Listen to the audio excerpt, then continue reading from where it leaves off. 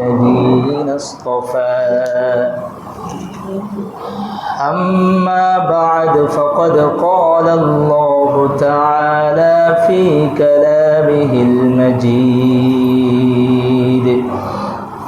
والفرقانه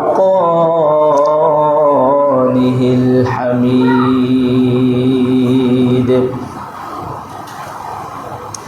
أعوذ بالله من الشيطان الرجيم بسم الله الرحمن الرحيم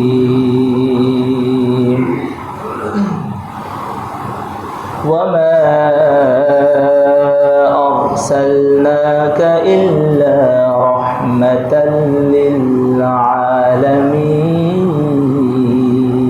للعالمين صدق الله العلي العظيم وصدق رسوله النبي الكريم ونحن على ذلك لمن الشاهدين والشاكرين والذاكرين والحمد لله رب العالمين وقال تعالى في شان حبيبه آمرا ومخبرا إن الله وملائكته يصلون على النبي يا أيها الذين آمنوا صلوا عليه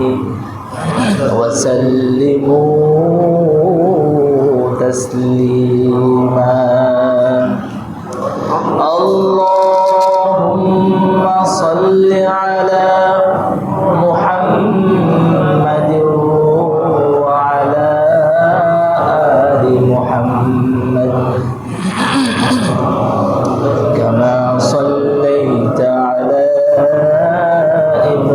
إبراهيم وعلى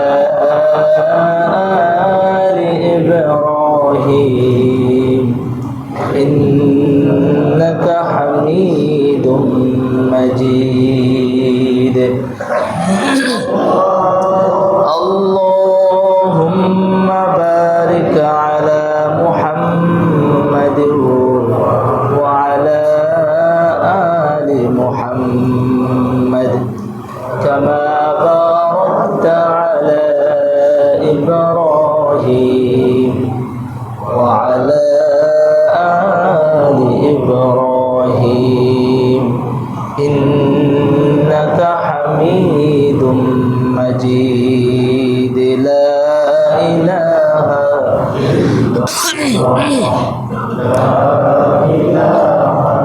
إلا الله لا إله إلا الله لا إله إلا الله لا إله إلا الله لا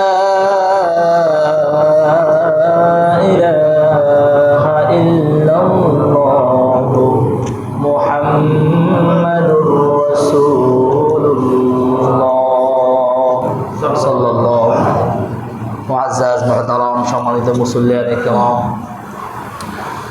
আল্লাহ সুবহানাহু ওয়া তাআলার শাহী দরবারে আমরা শুকরিয়া আদায় করছি যিনি আমাদেরকে প্রতি জুমার ন্যায় আজও সলাতুল জুমা আদায়ের লক্ষ্যে দুনিয়াবি সকল কার্যক্রম বন্ধ রেখে আল্লাহ তাআলার ঘর পৃথিবীর শ্রেষ্ঠ স্থান মসজিদে আগেভাগে উপস্থিত থেকে কোরআন ও সুন্নাহর কিছু কথা বলা এবং শোনার জন্য যেই রব আমাদেরকে তৌফিক দিয়েছেন আমরা শুকরিয়া আদায় করছি আলহামদুলিল্লাহ। দুরুদ এবং সালাম পেশ করছি সর্বকালের সর্বযুগের সর্বশ্রেষ্ঠ মহামানব সৈয়দুল মুরসালিন খাতামুন নবিয়্যিন জনাবে মুহাম্মদুর রাসূল সাল্লাল্লাহু আলাইহি ওয়াসাল্লামের প্রতি, যাকে আল্লাহ তাআলা পুরো পৃথিবীবাসীর জন্য রহমত স্বরূপ প্রেরণ করেছেন। আমরা সকলে পড়ি আল্লাহুম্মা সাল্লি আলাইহি আল্লাহুম্মা বারিক আলাইহি আলহামদুলিল্লাহ। আমরা প্রশংসা আদায় করলাম কার? আল্লাহ পাকের পরিচয় পাওয়ার কোনো প্রয়োজন আছে? আল্লাহ আল্লাহ। আল্লাহ রাব্বুল আলামিনের পরিচয় পাওয়ার জন্য নতুন করে কিছু বলা লাগে? আল্লাহ তাআলার পরিচয় কোরআনুল কারীমের মধ্যে আল্লাহ তাআলা নিজে দিয়েছে। সমস্ত পৃথিবীর মাখলুকের দিকে তাকাইলেই আমরা রব্বে কারীমের পরিচয় পেয়ে যাই। এরপরেও রব্বে কারীম কোরআনুল কারীমের মধ্যে রব্বে কারীমের পরিচয় দিয়েছে, ইন্নানি আনাল্লাহ লা ইলাহা ইল্লা আনা ফা'বুদনি ওয়া আকিমিস সালাতা লিযিকরি। আল্লাহ তাআলার পরিচয় নিজেই দিয়েছেন, ইন্নানি আনাল্লাহ। আল্লাহ বলেন আমি আল্লাহ। তো আল্লাহ আল্লাহ। লা ইলাহা ইল্লা আনা ফা'বুদনি, লা ইলাহা ইল্লা আনা, আমি ছাড়া কোনো ইলাহ নেই। তো আমি ছাড়া যেহেতু কোনো ইলাহ নেই, তাহলে তোমরা কি করবে? ফা'বুদনি, আমার ইবাদত করবে। সুবহানাল্লাহ। ইবাদত করতে হবে কার?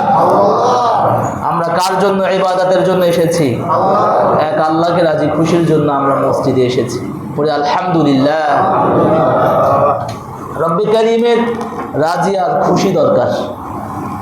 লোক দেখানো, মানুষ আমাকে আবেদ বলবে, মানুষ আমাকে আলেম বলবে, মানুষ আমাকে হাফেজ বলবে, মানুষ আমাকে কারি বলবে, এটা উদ্দেশ্য নাকি একমাত্র আল্লাহ তাআলাকে রাজি খুশি করা উদ্দেশ্য? বলেন তো। আল্লাহকে রাজি খুশি। তো আল্লাহ বলেন ইন্নানি আনাল্লাহ, আমি আল্লাহ। লা ইলাহা ইল্লা আনা ফা'বুদনি, আমি ছাড়া কোনো ইলাহ নেই, অতএব তোমরা আমার ইবাদত করো। আমরা বললাম আল্লাহ ইবাদতটা কি করব? আল্লাহ তাআলা বলেন, কেমন যেন এই কথার উত্তর দিচ্ছে, ওয়া আকিমিস সালাতা লিযিকরি, নামাজ আদায় করো, তাহলে আল্লাহ পাকের জিকির, আল্লাহ পাকের তাসবিহ, আল্লাহ পাকের ইবাদত হয়ে যাবে। নামাজের মাধ্যমে আল্লাহ তাআলাকে স্মরণ করা। তাহলে এক নাম্বার কি? নামাজ। ইমানের পর এক নাম্বার কি ভাই? নামাজ। এই নামাজ আল্লাহ পাক এখানে পরিচয় দিয়ে, আমরা যদি আল্লাহ পাকের পরিচয় সম্পর্কে একটু মাখলুকের দিকে চিন্তা করি, যে মুরগির ডিম, হাঁসের ডিম, যদি আমরা এই দুইটা ডিম নিয়েও গবেষণা করি, তবুও আমরা রব্বে কারীমের পরিচয় পেয়ে যাই। ডিম দেখতে কিন্তু একই রকম, কিন্তু ডিম থেকে বাচ্চা বের হয়, মুরগির ডিম থেকে মুরগির বাচ্চা বের হয়, হাঁসের ডিম থেকে কি হাঁসের বাচ্চা বের হয়। কিন্তু মুরগির বাচ্চা পানিতে নামতে চায় না, কিন্তু হাঁসের বাচ্চা জন্মের পরেই পানিতে দিলে কি সাঁতার দেওয়া শুরু করে। তো এই ডিমের ভিতরে ওকে সাঁতার শিক্ষা দিয়েছেন তিনি কে? মুরগির বাচ্চা আপনি যতই পানিতে দিবেন থাকতে চায়, কিন্তু হাঁসের বাচ্চা পানি দেখলেই কি আনন্দ করে। গ্রামের পুকুরের মধ্যে হাঁস যদি ছেড়ে দেওয়া হয়, বাচ্চাগুলো দেখবেন আর উঠতে চায় না। হ্যাঁ, সুবহানাল্লাহ। তো আল্লাহ রাব্বুল আলামিনের পরিচয় পাওয়ার জন্য অনেক কিছু দরকার নাই। এরপরেও কাফের ফাসিক তারা গাছের পূজা করে, মাটির পূজা করে, পাথরের পূজা করে, গরুর পূজা করে, গরুর পূজা করে, গরুর পেশাব খায়, গরুর পায়খানা খায়, কিন্তু গরুর দুধ খায় না। আছে না নাই? কথা বলেন, আছে না নাই? আমাদের মুসলমান যুবকরাও তাদের সাথে বন্ধুত্ব করে, আমাদের মুসলিম মেয়েগুলো তাদের সাথে প্রেম বিনিময় করে, সংসার করতে চায় তাদের সঙ্গে। নাউযুবিল্লাহি মিন যালিক। আল্লাহ পাক আমাদেরকে হেফাজত করেন, পড়েন আমিন। আল্লাহ পাক আমাদের যুবকদেরকে হেফাজত করেন, পড়েন আমিন। তো ইবাদত করতে হবে, নামাজ আদায় করতে হবে। এই নামাজ আদায় করতে হবে নিজের মন মতো করলে হবে না, নিজের মন মতো করলে আল্লাহ পাকের ভালোবাসা পাওয়া যাবে না। আল্লাহ তাআলার ভালোবাসা পেতে হলে ইবাদত করতে হবে, নামাজ আদায় করতে হবে একজনের তরিকা অনুযায়ী। তিনি কে? রাসূল সাল্লাল্লাহু আলাইহি ওয়াসাল্লাম, মুহাম্মাদুর রাসূল। কুল ইন কুনতুম তুহিব্বুনাল্লাহ ফাত্তাবিউনি ইউহিব্বুকুমুল্লাহ ওয়া ইয়াগফির লাকুম যুনুবাকুম ওয়াল্লাহু গফুরুর রহিম।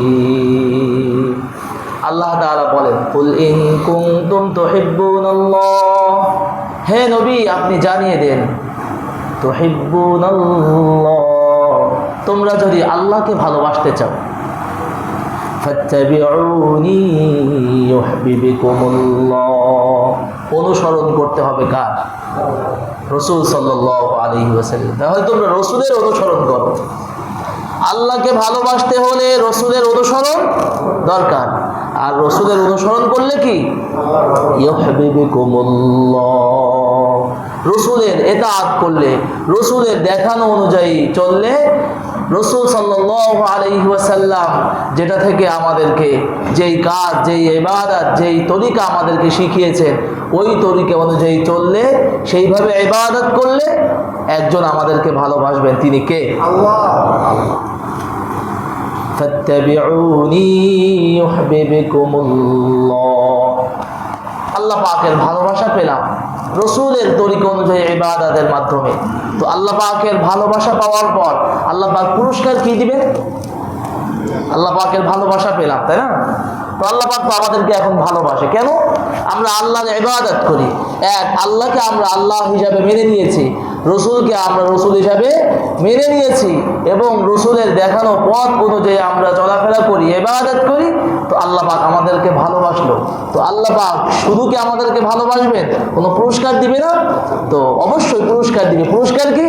ওয়ায়াগফির লাকুম যুনুবাকুম, আল্লাহ পাকের পুরস্কার হলো তোমাদের জীবনের সব গুনাহগুলো রব্বুল কারীম ক্ষমা করে দিবেন। বলেন না সুবহানাল্লাহ। এটা হলো আল্লাহ পাকের পুরস্কার। তো ইবাদত করতে হবে, তরিকা হবে কার? রাসূল সাল্লাল্লাহু আলাইহি ওয়াসাল্লামের। নিজের মন মতো ইবাদত করলে কি রব্বুল কারীমের ভালোবাসা পাওয়া যাবে না। আর রব্বুল কারীমের ভালোবাসা না পাওয়া গেলে রব্বুল কারীমের কাছে ক্ষমা পাওয়ার আশা করা যায় না, যাবে না। আল্লাহু গফুরুর রহিম, আল্লাহ তাআলা অতিশয় মেহেরবান এবং দয়ালু, ক্ষমা করনেওয়ালা। আল্লাহ পাকের ক্ষমা পেতে হলে রাসূলের ইতাআত করতে হবে, রাসূল সাল্লাল্লাহু আলাইহি ওয়াসাল্লামের দেখানো পথ অনুযায়ী চলতে হবে। তাহলেই রব্বে কারীমের ভালোবাসা পাওয়া যাবে। আসুন আমরা এই রবিউল আউয়াল মাসে রাসূল সাল্লাল্লাহু আলাইহি ওয়াসাল্লামের সিরাত সম্পর্কে আমরা কয়েকটা কথা শুনবো ইনশাআল্লাহ। রাসূল সাল্লাল্লাহু আলাইহি ওয়াসাল্লাম পুরো পৃথিবীবাসীর জন্য রহমত, এই কথা জানে না কে?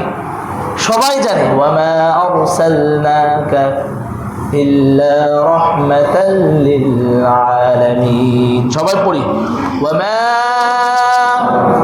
আরসালনাকা ইল্লা রাহমাতাল লিল আলামিন। পুরো পৃথিবীবাসীর জন্য আল্লাহ তাআলা নবীকে রহমত স্বরূপ এই ধরার বুকে প্রেরণ করেছেন। পড়ি আলহামদুলিল্লাহ। وما كان الله ليعذبهم وأنت فيهم وما كان الله معذبهم وهم يستغفرون। আল্লাহ তাআলা বলেন, হে নবী আপনি যতদিন এই দুনিয়ার জমিনে থাকবেন, আমি আল্লাহ ওয়াদা দিলাম আপনার উম্মতদেরকে আমি কখনো আযাব আর গজব দিয়ে ধ্বংস করে দিব না। সুবহানাল্লাহ বলেন। কার কথা? এখন তো রাসূল নাই, তাহলে আযাব আর গজব দিয়ে বুঝে আমাদেরকে ধ্বংস করে দিবে? আল্লাহ তাআলা তো বলেন, ওয়ামা কানাল্লাহু লিয়ুআযিবাহুম ওয়া আনতা ফীহিম। হে নবী যতদিন আপনি থাকবেন আমি আল্লাহ আযাব আর গজব দিব না। এখন তো নবী রাসূল নাই, তাহলে আযাব আর গজব কি এখন আমাদের উপর আসবে? আমরা কি ধ্বংস হয়ে যাব? আল্লাহ তাআলা বলেন তোমাদের এখন রসুল নাই, নবী নাই, তো কি হয়েছে? যদি কোনো মুসলমান বান্দা বান্দি মানুষেরা আমার কাছে ইস্তিগফার করতে পারে, আমার কাছে ক্ষমা চাইতে পারে, আমার ইবাদত করতে পারে, আমি আল্লাহ তাদের জন্য ওয়াদা দিলাম আমি তাদেরকেও আযাব আর গজব দিয়ে ধ্বংস করে দিব না। পড়েন না সুবহানাল্লাহ। তাহলে আল্লাহ পাকের রহমত পাওয়ার জন্য নবী থাকা যেমন জরুরি, নবী নাই এখন আমাদেরকে ইবাদতের পাশাপাশি ইস্তিগফার জরুরি। ইস্তিগফার করলে ওয়ামা কানাল্লাহু মুআযিবাহুম ওয়া হুম ইস্তাগফিরুন, তোমরা ইস্তিগফার করো, আমি আল্লাহ ওয়াদা দিলাম তোমাদের উপর আযাব আর গজব আমি পাঠাবো না। পড়েন না সুবহানাল্লাহ। সেই নবী পুরো পৃথিবীর জন্য রহমত। লাকাদ কানা লাকুম ফি রাসূলিল্লাহি উসওয়াতুন হাসানাহ, নবী রাসূলের কাছে উত্তম আদর্শ রয়েছে আমাদের জন্য। লাকাদ কানা লাকুম ফি রাসূলিল্লাহ, তোমাদের জন্য রাসূল সাল্লাল্লাহু আলাইহি ওয়াসাল্লামের মধ্যে উত্তম আদর্শ রয়েছে। নবীজি সাল্লাল্লাহু আলাইহি ওয়াসাল্লামের জন্ম কি বার? সোমবার, সবাই জানে। নবীজি সাল্লাল্লাহু আলাইহি ওয়াসাল্লামের বংশ কোনটা? কুরাইশ বংশের, হাশিম গোত্রের। এরপর রাসূল সাল্লাল্লাহু আলাইহি ওয়াসাল্লামের নাম কয়টি? হাদিসের মধ্যে রাসূল সাল্লাল্লাহু আলাইহি ওয়াসাল্লাম, বুখারী 3532 নম্বর হাদিসের মধ্যে নবীজি সাল্লাল্লাহু আলাইহি ওয়াসাল্লাম বলেন, قال رسول الله صلى الله عليه وسلم لي 5 أسماء أنا محمد وأحمد وأنا الماحي وأنا الحاشر وأنا العاقب। নবীজি সাল্লাল্লাহু আলাইহি ওয়াসাল্লাম বলেন আমার 5টা নাম রয়েছে। কয়টি? আমার 5টি নাম রয়েছে। 1 নাম্বার আনা মুহাম্মদ, আমি কি? মুহাম্মদ। ওয়া আহমদ, 2 নাম্বার কি? আহমদ। 3 নাম্বার ওয়া আনাল মাহি আল্লাযী ইয়ামহুল্লাহু বিল কুফর। 3 নাম্বার হলো আল মাহি, আল মাহি আল্লাযী ইয়ামহুল্লাহু বিল কুফর, আমার দ্বারা আল্লাহ তাআলা কুফর এবং শিরকের মধ্যে, শিরককে আল্লাহ তাআলা নিশ্চিহ্ন করে দিবেন। সুবহানাল্লাহ পড়েন। 4 নাম্বার আল হাশির আল্লাযী ইউহশারুন নাস আলা কদামি, রাসূল সাল্লাল্লাহু আলাইহি ওয়াসাল্লামের একটা নাম হলো কি? আল হাশির, আমার চারপাশে মানুষদেরকে একত্রিত করা হবে। ওয়া আনাল আকিব, 5 নাম্বার হলো আল আকিব, সর্বশেষ আগমনকারী। আমার রাসূল সাল্লাল্লাহু আলাইহি, নবীর পরে আর কোনো নবী নাই, নবীর পরে নবী নাই। নবীর পরে আর কোনো নবী আছে? কাদিয়ানীরা, ভণ্ড কাদিয়ানীরা, তারা তাদের বিভিন্ন মানুষদেরকে শেষ নবী দাবি করে। পড়েন নাউযুবিল্লাহি মিন যালিক। রাসূল সাল্লাল্লাহু আলাইহি ওয়াসাল্লাম বলেন আনা খাতামুন নবী লা নবিয়্যা, আমি শেষ নবী, আমার পরে আর কোনো নবী আসবে না। রাসূলের এই হাদিস এগুলো যারা বিশ্বাস করে না তারা কোনোদিন মুসলমান থাকতে পারে? বলেন। কাদিয়ানীরা সব কি? কাফের। কেন? তারা শেষ নবীকে নবী মানে না। আর যারা নবীকে নবী মানে না তারা কোনোদিন কি মুসলমান থাকতে পারে না।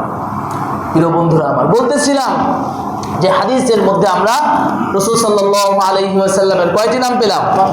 5টা নাম পেলাম। রাসূল সাল্লাল্লাহু আলাইহি ওয়াসাল্লাম দেখতে কেমন ছিল? আন আলী রাদিয়াল্লাহু তাআলা আনহু قال لم يكن بالطويل ولا بالقصير كان رسول الله صلى الله عليه وسلم أبيض كأنما صيغ من فضة। আলী রাদিয়াল্লাহু তাআলা আনহু থেকে হাদিস বর্ণিত হয়েছে, তিনি বলেন নবীজি সাল্লাল্লাহু আলাইহি ওয়াসাল্লাম অধিক লম্বা ছিলেন না এবং একেবারে খাটোও ছিলেন না, মিডিয়াম ছিলেন। যতটুকু লম্বা হলে রাসূল সাল্লাল্লাহু আলাইহি ওয়াসাল্লামকে সবচেয়ে বেশি সুন্দর লাগবে, আল্লাহ পাক রাসূল সাল্লাল্লাহু আলাইহি ওয়াসাল্লামকে ততটুকু লম্বা করে সৃষ্টি করেছিলেন। পড়েন না সুবহানাল্লাহ। কান্নামা সিগা মিন ফিদ্দা,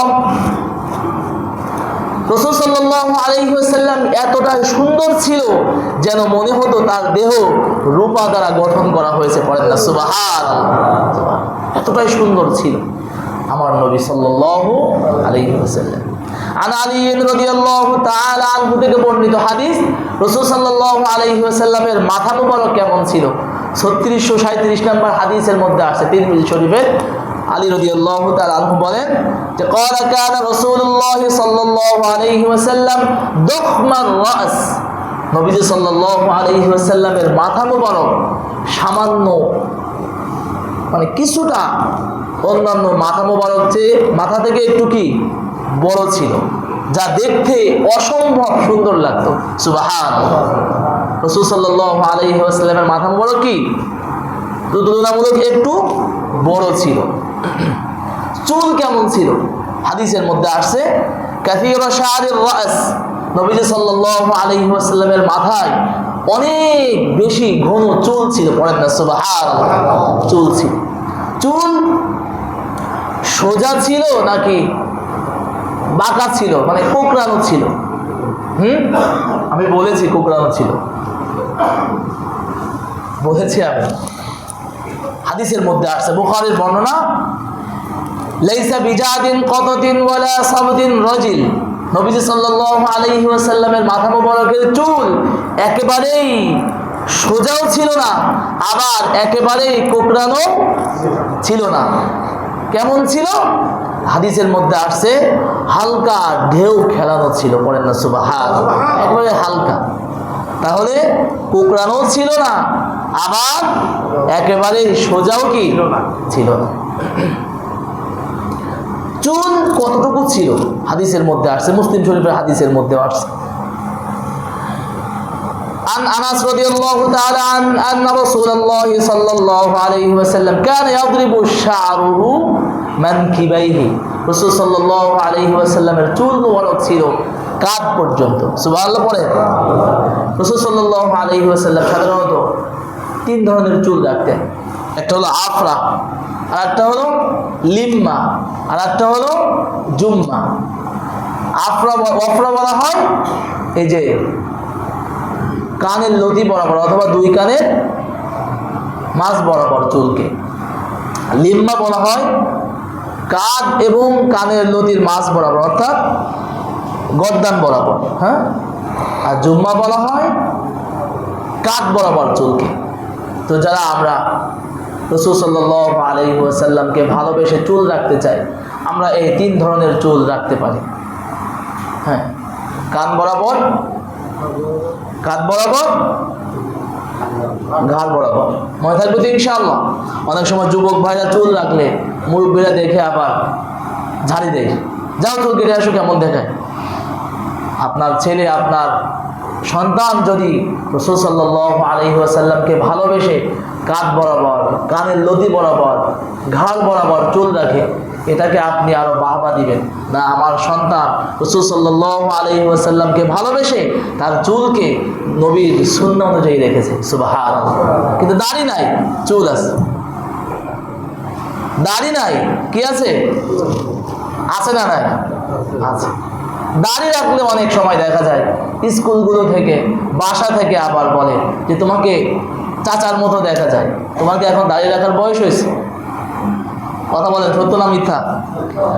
এই কথা বলে কি বলে না?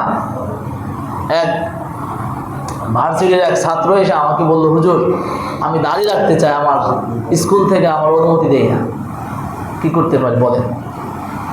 আমি বললাম আপনি আপনার আব্বুকে নিয়ে স্কুলে যান, যে সেখানে যে সুপারিশ করা না। রাসূল সাল্লাল্লাহু আলাইহি ওয়াসাল্লামের আদর্শ, রাসূল সাল্লাল্লাহু আলাইহি ওয়াসাল্লামের সুন্নাহ আমরা মুসলমান যদি পালন করতে না পারি, আমাদের মুসলমানদের মধ্যে যদি নবী রাসূলের আদর্শ না থাকে, আমরা কেমন মুসলমান হইলাম বলেন তো? সন্তানের মুখে দাঁড়িয়ে আছে, বাবার মুখে দাঁড়িয়ে নাই, আছে না নাই? সন্তান 5 ওয়াক্ত নামাজ আদায় করে, বাবা নামাজ আদায় করে না। বাবা 5 ওয়াক্ত নামাজ আদায় করে, সন্তান নামাজ আদায় করে না, আছে না নাই? না, মুসলমান আমি, আমার সন্তান মুসলমান, আমাদেরকে নামাজি হতে হবে, নবী রাসূলের আদর্শ অনুযায়ী আমার জীবন যাপন করতে হবে। বলতেছিলাম যে নবীজি সাল্লাল্লাহু আলাইহি ওয়াসাল্লামের চুল মুবারক কতটুকু লম্বা ছিল? তাহলে আমরা কানের লতি বরাবর, গর্দান বরাবর, কাঁধ বরাবর। মনে থাকবে তো ইনশাআল্লাহ? ইনশাআল্লাহ। রাসূল সাল্লাল্লাহু আলাইহি ওয়াসাল্লামের চেহারা মুবারক কেমন ছিল? আনিল বারা ইবনে আযিব রাদিয়াল্লাহু তাআলা আন يقول كان رسول الله صلى الله عليه وسلم أحسن الناس وجها وأحسنه خلقا। নবীজি সাল্লাল্লাহু আলাইহি ওয়াসাল্লামের চেহারা মুবারক সর্বাপেক্ষা সুন্দর ছিল। নবীজি সাল্লাল্লাহু আলাইহি ওয়াসাল্লামের চেহারা মুবারকের চেয়ে পৃথিবীতে কোনো সুন্দর মানুষ আগে আসেও নাই, কিয়ামত পর্যন্ত কি আসবেও না। নবীজি সাল্লাল্লাহু আলাইহি ওয়াসাল্লামের চেহারা সম্পর্কে হাদিসের মধ্যে আসছে, মুসলিম শরীফের হাদিস। আন জাবের রাদিয়াল্লাহু তাআলা আন قال قال رجل وجهه مثل السيف। একজন ব্যক্তি বলে নবীজি সাল্লাল্লাহু আলাইহি ওয়াসাল্লামের চেহারা মোবারক তরবারির ন্যায় ঝকমক ঝকমক করত। জাবের রাদিয়াল্লাহু তাআলা আনহু বলেন قال لا بل كان مثل الشمس والقمر। না, বরং নবীজি সাল্লাল্লাহু আলাইহি ওয়াসাল্লামের চেহারা মোবারক চন্দ্র এবং সূর্যের মতো চমকাইতে থাকতো। বলেন না সুবহানাল্লাহ। চন্দ্র যেমন সুন্দর, নবীজি সাল্লাল্লাহু আলাইহি ওয়াসাল্লামের চেহারা মোবারক কি এতটাই সুন্দর ছিল। সুবহানাল্লাহ।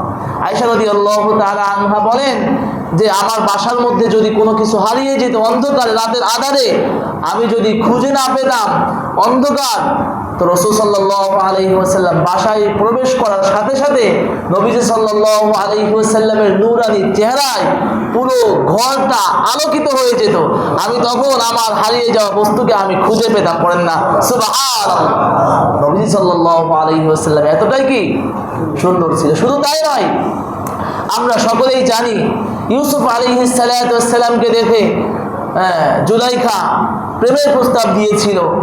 এটা নিয়ে এলাকার মহিলাদের মধ্যে, মানুষদের মধ্যে বিভিন্ন কথাবার্তা শুরু হলো যে একজন প্রেসিডেন্ট, প্রধানমন্ত্রী তার স্ত্রী একজন গোলামের সাথে প্রেম বিনিময় করেছে। এটা নিয়ে হাসাহাসি করত, উপহাস করত, বিভিন্নভাবে কথাবার্তা ছড়াতো। তো একদিন জুলাইখা তার এলাকার মহিলাদেরকে দাওয়াত করলেন। আমরা সবাই জানি কোরআন কারীমের মধ্যে ঘটনা আসছে। এরপর সকল মহিলাদের কাছে একটা ফল দিলেন, একটা ধারালো অস্ত্র দিলেন। এই সময় সকলকে ফল কাটতে আদেশ করলেন। ঠিক এমনই সময় ইউসুফ আলাইহিস সালাতু ওয়াস সালামকে কি সকল মহিলাদের সামনে উপস্থিত করলো। মহিলারা ইউসুফ নবীকে দেখে মনের অজান্তেই কখন ফল কাটা পরিবর্তে সকলের কি হাত কেটে ফেলেছে। সুবহানাল্লাহ বলেন। এই কথার পর আম্মা জান আয়েশা রাদিয়াল্লাহু তাআলা আনহা বলেন যে ইউসুফকে দেখে জুলাইখা এবং তাদের ওই মিশরের মেয়েরা যেমনই ভাবে পাগল হয়ে গিয়েছিল, ফল কাটার পরিবর্তে তাদের আঙ্গুল কেটে ফেলেছিল। আমার রসুলকে যদি তারা দেখতো, তারা তাদের কলিজাটাই কেটে ফেলতো, টের পেত না। পড়েন না সুবহানাল্লাহ। আমার রসুল এতটাই সুন্দর ছিল, এতটাই সুন্দর ছিল। তো বলতেছে যে জাবের রাদিয়াল্লাহু তাআলা আনহু বলেন না, রাসূল সাল্লাল্লাহু আলাইহি ওয়াসাল্লাম চন্দ্র এবং সূর্যের মতো সুন্দর ছিল। সুবহানাল্লাহ।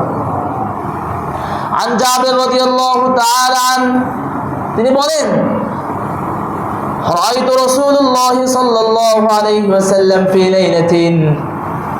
আমি একদিন পূর্ণিমার রাতে আমি আকাশের মধ্যে যে চাঁদ আছে, আমি এই চাঁদকে একবার দেখি। উনজুর ইলা রাসূলিল্লাহি সাল্লাল্লাহু আলাইহি ওয়াসাল্লাম ওয়া ইলাল কমর। আমি একবার রাসূলের চেহারার দিকে তাকাই, একবার চাঁদের দিকে তাকাই, একবার চাঁদের দিকে তাকাই আর একবার রাসূলের চেহারার দিকে তাকাই। ফাইদা হুয়া ইনদি আহসানু মিনাল কমর। আমার কাছে রাসূল সাল্লাল্লাহু আলাইহি ওয়াসাল্লামের চেহারার সৌন্দর্য ওই পূর্ণিমার চাঁদের চেয়ে বেশি সুন্দর লাগছে। পড়েন না সুবহানাল্লাহ। পূর্ণিমার চাঁদের চেয়েও আমার নবী সুন্দর ছিল। সুবহানাল্লাহ, সুবহানাল্লাহ।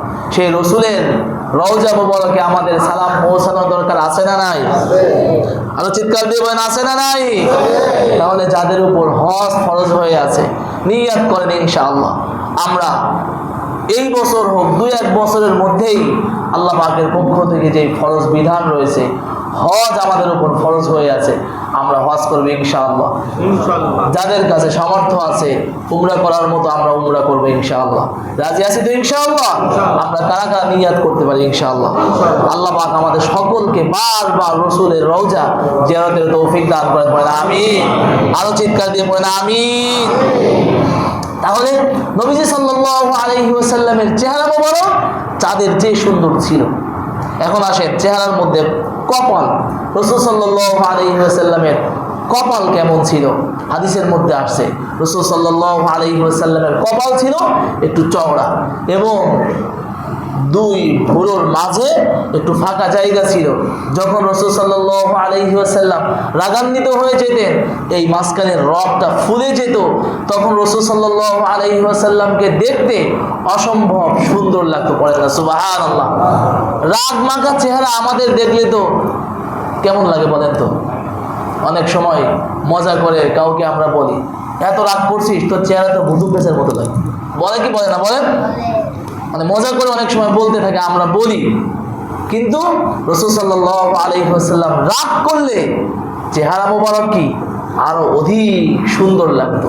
আল্লাহ পাক যে যতটুকু সুন্দর করে বানাইলে, মানে সর্বসাইড যতটুকু যেভাবে সুন্দর করে বানাইলে আমার রসুলকে সব অ্যাঙ্গেল থেকে সুন্দর লাগবে, আল্লাহ পাক ঠিক সেইভাবে সেই অ্যাঙ্গেল থেকে আল্লাহ পাক যতটুকু সম্ভব ততটুকু সুন্দর করে আমার রসুলকে সৃষ্টি করেছেন। বলেন না সুবহানাল্লাহ।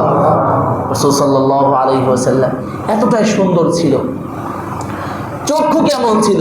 হাদিসের মধ্যে আসছে যে রাসূল সাল্লাল্লাহু আলাইহি ওয়াসাল্লামের চক্ষু কেমন ছিল। আমরা সবাই জানি যে জান্নাতি মানুষদের জন্য আল্লাহ পাক হুর তৈরি করেছে। তো হুরদের চোখ কেমন হবে? তো আমরা সবাই জানি যে হুর হবে ডাগর বিশিষ্ট চোখ, হ্যাঁ, বড় বড় চোখ, সুন্দর চোখের অধিকারী হবে হুর। আল্লাহ পাকের পক্ষ থেকে জান্নাতি মানুষদেরকে যে হুর দান করবেন, রাসূল সাল্লাল্লাহু আলাইহি ওয়াসাল্লামকে দুনিয়াতেই রব্বে কারীম এরাও এমন ডাগর ডাগর চোখের অধিকারী করেছিলেন। বলেন না সুবহানাল্লাহ। এতটাই সুন্দর ছিল আমার রাসূল। নবী সাল্লাল্লাহু আলাইহি ওয়াসাল্লামের থুতু মুবারক কেমন ছিল? বুখারীর মধ্যে আসছে, বুখারীর হাদিস 4210 নম্বর হাদিসের মধ্যে আসছে যে কল ইয়াউমা খায়বার, নবীজি সাল্লাল্লাহু আলাইহি ওয়াসাল্লামের খায়বারের যুদ্ধের দিন নবীজি সাল্লাল্লাহু আলাইহি ওয়াসাল্লাম বলেন লাউতিয়ান্না হাদার রায়া গাদান, যে আগামীকাল আমি এমন একজন ব্যক্তির কাছে এই ঝান্ডা উঠায় দিব, আল্লাহ পাক তার মাধ্যমে খায়বারের বিজয় দান করবেন। বলেন না সুবহানাল্লাহ। সাহাবায়ে কেরাম এই কথা শুনে সবাই ব্যতিব্যস্ত হয়ে পড়ল যে নবীজি সাল্লাল্লাহু আলাইহি ওয়াসাল্লাম যেন সকালে আমার নামটাই ঘোষণা করে।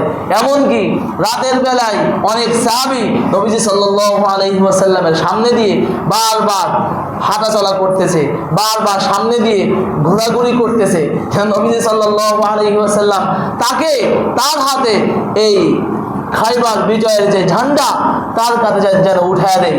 এই জন্য হাদিসের মধ্যে আসছে, মানে ইতিহাসের মধ্যে আসছে যে ওমর রাদিয়াল্লাহু তাআলা আনহু নবীজি সাল্লাল্লাহু আলাইহি ওয়াসাল্লামের সামনে দিয়ে চক্কর দিলেন যেন ওমর রাদিয়াল্লাহু তাআলা আনহুর কাছে এই ঝান্ডা উঠায় দেয়।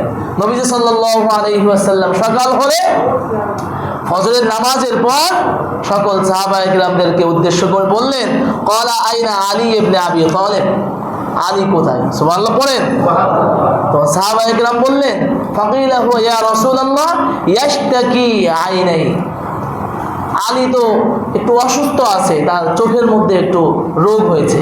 নবীজি সাল্লাল্লাহু আলাইহি ওয়াসাল্লাম বললেন আলীকে ডেকে আনো। নবীজি সাল্লাল্লাহু আলাইহি ওয়াসাল্লামের কাছে ডেকে আনা হলো। নবীজি সাল্লাল্লাহু আলাইহি ওয়াসাল্লাম থুতু মুবারক নিয়ে আলী রাদিয়াল্লাহু তাআলা আনহুর চোখের মধ্যে এরকম ভাবে লাগিয়ে দিলেন। আলী রাদিয়াল্লাহু তাআলা আনহু বলেন যে এরপরে আমি আর কোনোদিন আমার চোখের মধ্যে কোনো অসুখ হয় নাই। পড়েন না সুবহানাল্লাহ। সাথে সাথে চোখ ভালো হয়ে গেলেন। সুবহানাল্লাহ। নবীজি সাল্লাল্লাহু আলাইহি ওয়াসাল্লামের ফু মুবারক কেমন ছিল? ফু, এটাও বুখারীর মধ্যে হাদিস আসছে যে উম্মে সালামা রাদিয়াল্লাহু তাআলা আনহু তিনি অনেক জোরে দৌড়াইতে পারতেন, কেউ ঘোড়া নিয়ে দৌড়াচ্ছে, আর সালামা রাদিয়াল্লাহু তাআলা আনহু খালি পায়ে দৌড়াচ্ছে। এরপরেও ঘোড়ার আগে আগে দৌড়াইতেন সালামা রাদিয়াল্লাহু তাআলা আনহু। সুবহানাল্লাহ পড়েন। প্রিয় বন্ধুরা, আমরা বলতেছিলাম যে এই খাইবার যুদ্ধের সময় পায়ের মধ্যে আঘাত লাগছে, হাঁটতে পারে না, তারপরেও স্বাভাবিকভাবে হাঁটা চলা করে। অন্যান্য সাহাবায়ে কেরাম এটা দেখে এতটাই চিন্তিত হলেন, অনেকেই বলাবলি করতেছে, সালামা রাদিয়াল্লাহু তাআলা আনহুর ব্যাপারে বলতেছে উনি মনে হয় আর বেঁচে থাকবে না, উনি হয়তো ইন্তেকাল করবে এই পায়ের ব্যথার কারণে। এই খবর রাসূল সাল্লাল্লাহু আলাইহি ওয়াসাল্লামের কাছে পৌঁছানোর পর নবীজি সাল্লাল্লাহু আলাইহি ওয়াসাল্লাম তাকে কাছে ডাকলেন, ডেকে তার পায়ের মধ্যে 3টা ফু দিলেন। মৃত্যুর আগ পর্যন্ত এই পায়ের মধ্যে আর কোনোদিন কোনো প্রকার ব্যথা অনুভব করে নাই। পড়েন না সুবহানাল্লাহ, সুবহানাল্লাহ। নবীজি সাল্লাল্লাহু আলাইহি ওয়াসাল্লামের গলা কেমন ছিল? নবীজি সাল্লাল্লাহু আলাইহি ওয়াসাল্লামের গলার ব্যাপারে হাদিসের মধ্যে আসছে যে একটা রূপার প্লেটের মধ্যে একটা মণি মুক্তা বসিয়ে দিলে যতটা সুন্দর লাগতো, নবীজি সাল্লাল্লাহু আলাইহি ওয়াসাল্লামের গলা মুবারক এতটাই সুন্দর ছিল। সুবহানাল্লাহ। নবীজি সাল্লাল্লাহু আলাইহি ওয়াসাল্লামের বুক কেমন ছিল? হাদিসের মধ্যে আসছে আরিদুস সদর। নবীজি সাল্লাল্লাহু আলাইহি ওয়াসাল্লামের বুক ছিল কি?